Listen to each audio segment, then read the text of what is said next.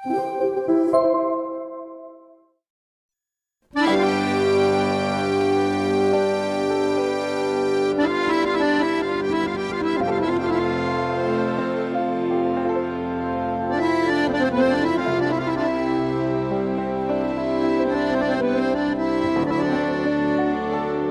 zaman dahulu, tersebutlah kisah seorang hamba yang bernama Badang di Sayung. Badang seorang yang rajin karena Badang melakukan berbagai-bagai tugas dari matahari terbit hinggalah matahari terbenam.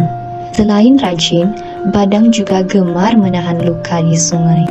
Badang berasa kecewa kerana setiap kali mengangkat lukanya, tidak ada seekor ikan pun di dalam. Namun demikian, terdapat tulang-tulang dan sisik ikan yang bertumpukan di tebing sungai. Badang yakin itu adalah tulang dan sisik ikan dari lukanya. Pada satu hari, Badang bersembunyi di sebalik batang kayu untuk mengintai siapakah yang memakan ikan dalam lukanya. Setelah lama menunggu, Badang mendapati bahawa hantulah yang mencuri dan memakan hasil tangkapannya selama ini. Hantu itu besar panjang, bertubuh merah seperti api, bermata merah, serta rambut dan janggutnya juga panjang. Badang sangat marah. Dengan langkah yang pantas, Badang mencapai janggut hantu itu lalu berkata, "Kaulah yang memakan ikan dalam lukaku. Kali ini kau akan mati di tanganku." Hantu itu terkejut dan ketakutan mendengar ugutan Badang. Hantu itu pun merayu agar tidak dibunuh. Hantu itu mengatakan bahawa sekiranya Badang tidak membunuhnya, maka dia akan menunaikan apa sahaja permintaan Badang. Badang berfikir sejenak kerana masih ragu-ragu. Badang pun berkata, "Bolehkah kau menjadikan aku gagah lagi perkasa?"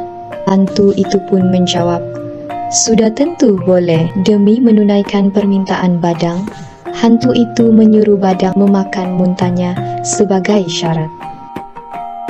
Maka hantu itu pun muntah dan Badang memakan muntah itu sehingga habis.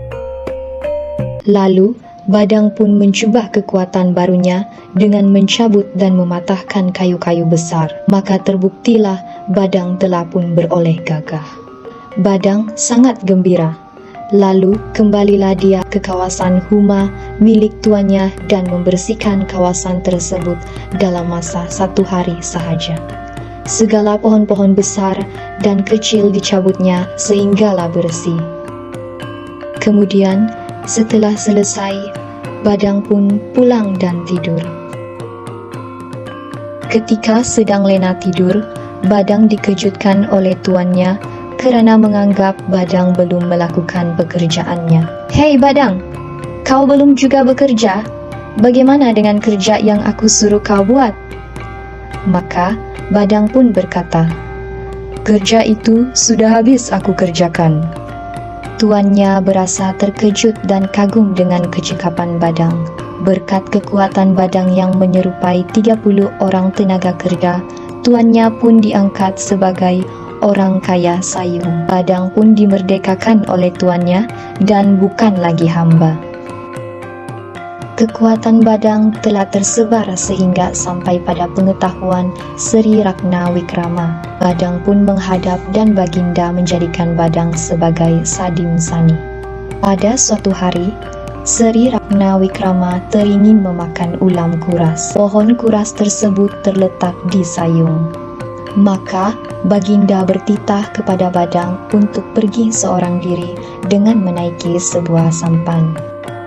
Setibanya Badang di Sayung, Badang mendapati yang berbuah hanya sepohon.